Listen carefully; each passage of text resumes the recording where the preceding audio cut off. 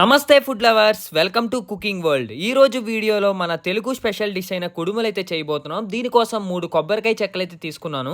First gas వెలిగించి దానిపైన గిన్నె పెట్టి దాంట్లో మనకి సరిపడా వాటర్ వేసి తర్వాత వాటర్ కి తగ్గ సాల్ట్ అయితే వేసి కుడుముల కోసం మనం పచ్చి శనగపప్పు అయితే 15 నిమిషాలు నానబెట్టుకోవాలి. 15 నిమిషాలు నానబెట్టుకున్న తర్వాత కొబ్బరి కూర అయితే తీసుకుని పక్కన పెట్టుకోవాలి. తర్వాత మనకి క్వాంటిటీ బట్టి వరినొక తీసుకోవాలి. ఇందాక మరుగుతున్న వాటర్ లో ఇందాక మనం నానబెట్టిన పచ్చి శనగపప్పు అయితే వేసి అటు ఇటు గరిటెతో తిప్పాలి ఇవి ఉడికే వరకు. సరిగ్గా ఉడికిందని తెలిసిన సమయంలో మనం ముందుగా చేసుకున్న కొబ్బరి కూర అయితే వేసి గరిటెతో అటు ఇటు తిప్పుకుని ఇది బాగా కుక్ అయ్యే వరకు మనం అయితే తిప్పుకోవాలి.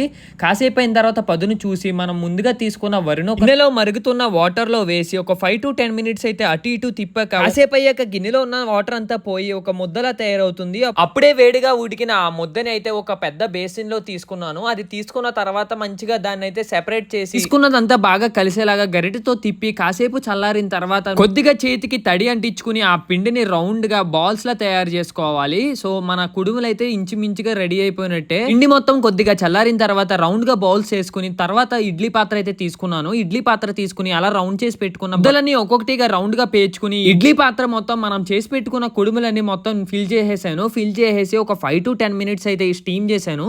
మనం ఇడ్లీ ఎలా చేసుకుంటాం ఈ కుడుములు కూడా అదే సేమ్ ప్రాసెస్.